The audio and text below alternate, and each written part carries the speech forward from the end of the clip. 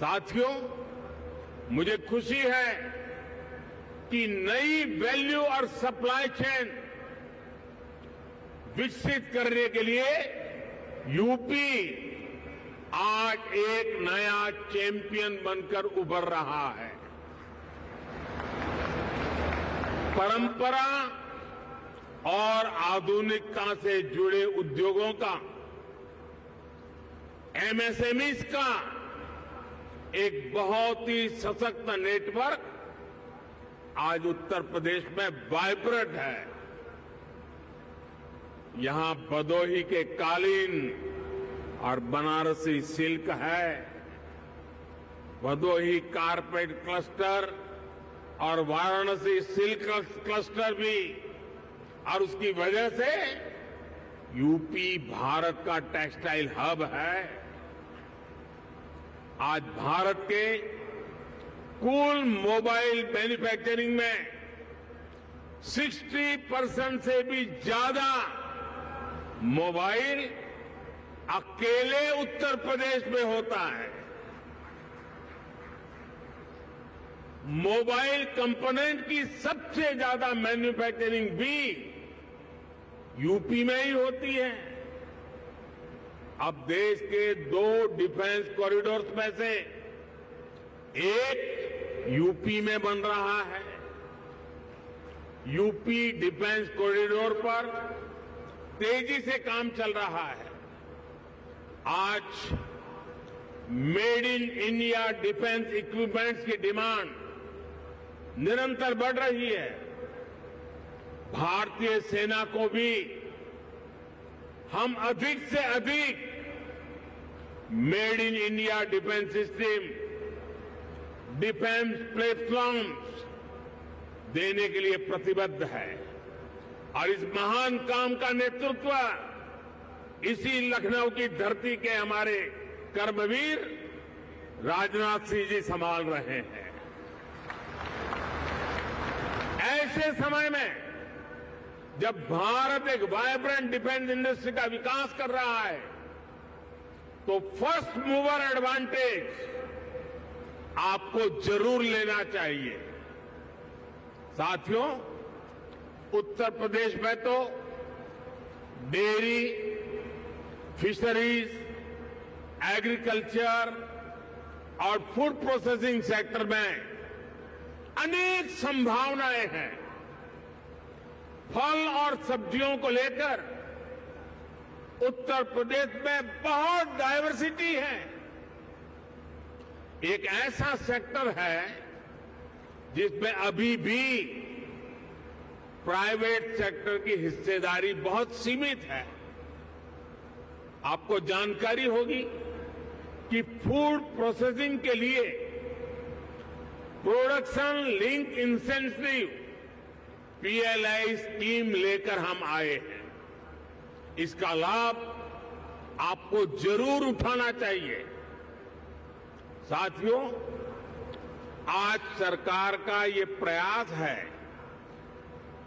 कि इनपुट से लेकर पोस्ट हार्वेस्ट मैनेजमेंट तक एक आधुनिक व्यवस्था किसानों के लिए बने। छोटे इन्वेस्टर्स एग्री इंफ्रा फंड का उपयोग कर सकते हैं। इसी प्रकार देश भर में एक बहुत बड़ी स्टोरेज कैपेसिटी विकसित करने के लिए बजट में हमने प्रावधान किया है। ये भी छोटे निवेशकों के लिए बहुत बढ़िया मौका है। साथियों, आज भारत का बहुत अधिक हमारा फोकस क्रॉप डाइवर्सिफिकेशन पर है। छोटे किसानों को ज्यादा साधन देने और उनकी इनपुट कॉस्ट घटाने पर है। इसलिए नेचुरल फार्मिंग की तरफ हम तेजी से बढ़ रहे हैं। यहां यूपी में गंगा के किनारे दोनों तरफ 5 किलोमीटर क्षेत्र में नेचुरल फार्मिंग शुरू हो गई है। अब इस वर्ष के बजट में हमने किसानों की मदद के लिए 10,000 बायो इनपुट रिसोर्स सेंटर बनाने की घोषणा की है।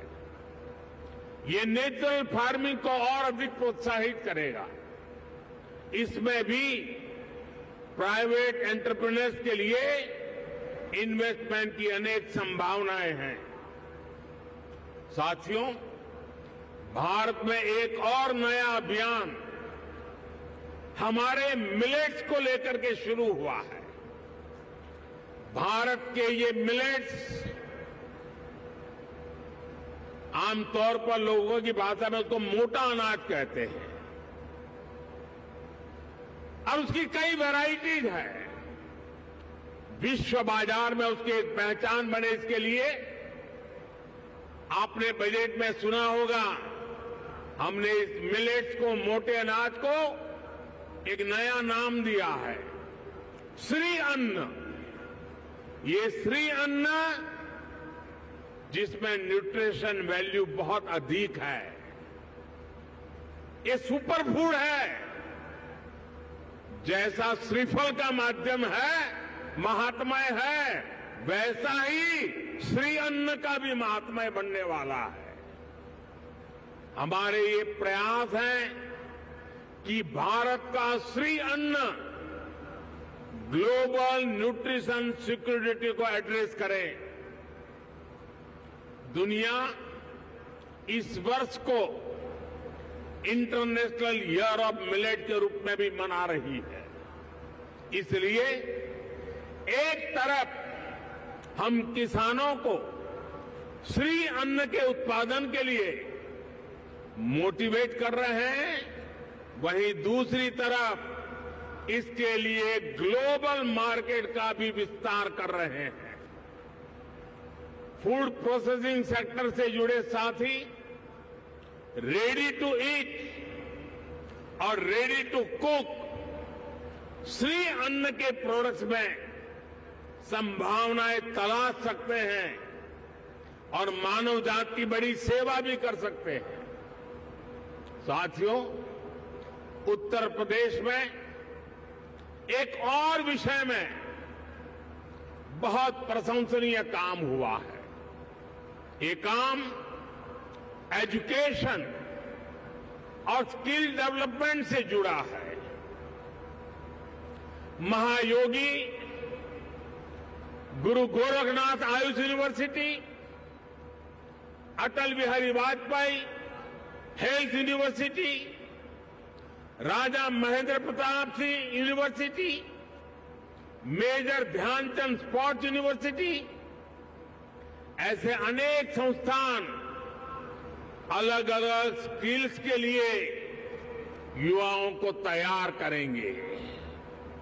मुझे बताया गया है कि स्किल डेवलपमेंट मिशन के तहत अभी तक यूपी के 16 लाख से अधिक युवाओं को अलग अलग स्किल्स में ट्रेन किया गया है।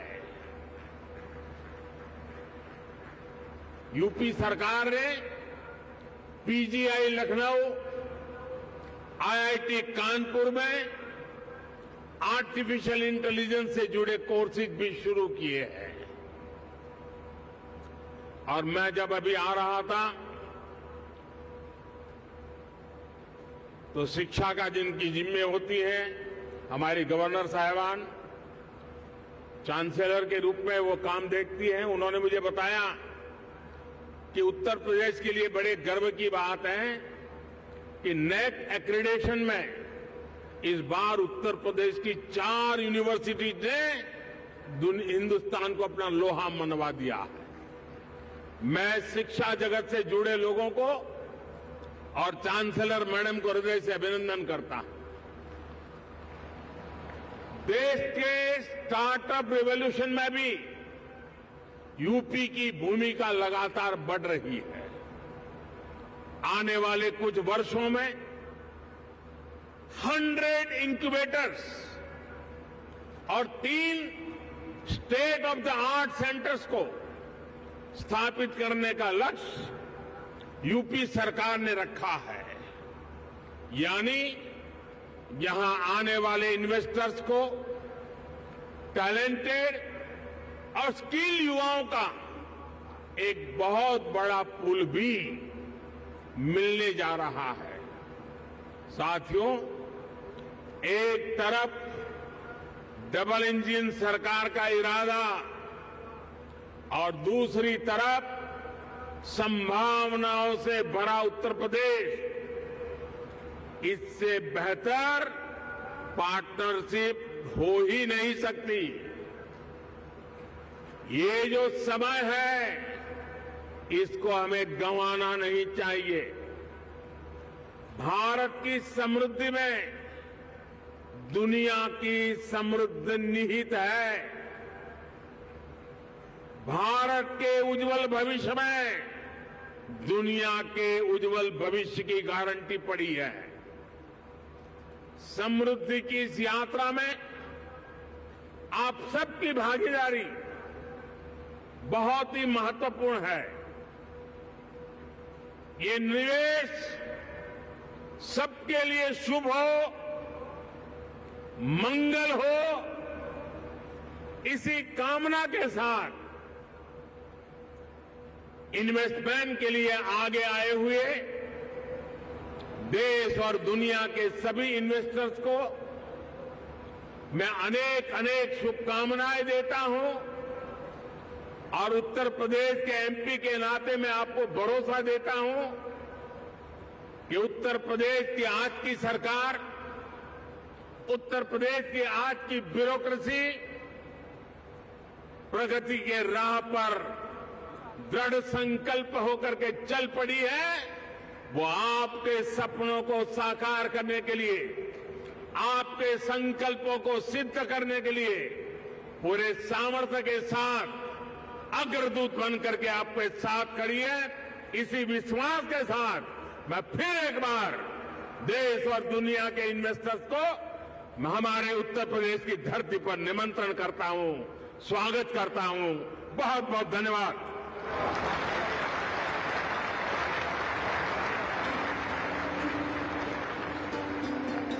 पीएम नरेंद्र मोदी को आप सुन रहे थे, जिन्होंने ग्लोबल इन्वेस्टर समिट का सबसे पहले उद्घाटन किया था। अपने संबोधन में उन्होंने बड़ी बातें कही। उन्होंने कहा कि देश की अर्थव्यवस्था तेजी से उभर रही है, जिसमें यूपी का अहम योगदान है। पहले यूपी को लोग अलग नजरों से देखते थे, लेकिन जिस तरीके से यूपी के विकास ने गति पकड़ी है, यहाँ पर निवेशकों का मेला लगा हुआ है, देश विदेश से यहाँ पर डेलीगेट्स पहुंचे हुए हैं और जो उद्योगपति पहुंचे हैं वो यूपी को निवेश के लिहाज से देख रहे हैं, क्योंकि देश में सबसे ज्यादा मोबाइल फोन की मैन्युफैक्चरिंग यूपी में हो रही है। जो देश में 2 डिफेंस कॉरिडोर है, उसमें दूसरा डिफेंस कॉरिडोर यूपी में बन रहा है। लखनऊ जो कि नवाबों का शहर है, लखनऊ की अपनी एक संस्कृति है, लखनऊ की अपनी एक पहचान है और उसी पहचान को लखनऊ ने संजोया हुआ है। भगवान राम की धरती है उत्तर प्रदेश और ऐसे में पीएम मोदी ने कहा कि जो पीएम स्किल मिशन है उसके तहत यहाँ पर युवाओं को ट्रेन किया जा रहा है, उन्हें तकनीकी शिक्षा दी जा रही है ताकि आगे वो तकनीकी शिक्षा के साथ साथ यूपी के विकास को गति दे पाए। और जब यूपी का विकास होगा तो देश का विकास होगा, क्योंकि राज्यों की अहम भूमिका रहती है, राज्य रणनीति बनाते हैं। इसी बात को पीएम मोदी ने कहा कि वो देश के प्रधानमंत्री हैं और यहाँ पर जिस तरीके से यूपी का तेजी से विकास हुआ है, जो यूपी अमिट छाप छोड़ रहा है और निवेशक यहाँ पे स्टार्टअप करना चाहते हैं, क्योंकि अगर हम स्टार्टअप की बात करें तो यूपी सबसे सस्ता और सबसे अच्छी मैन पावर निवेशकों को दे सकता है। ऐसे में जो अलग अलग यूपी सरकार के मंत्रियों ने विदेशों में रोड शो किए थे, उसी को आगे बढ़ाते हुए पीएम मोदी यहां पर पहुंचे और उन्होंने बताया कि इस निवेशक समिट के क्या क्या फायदे हैं।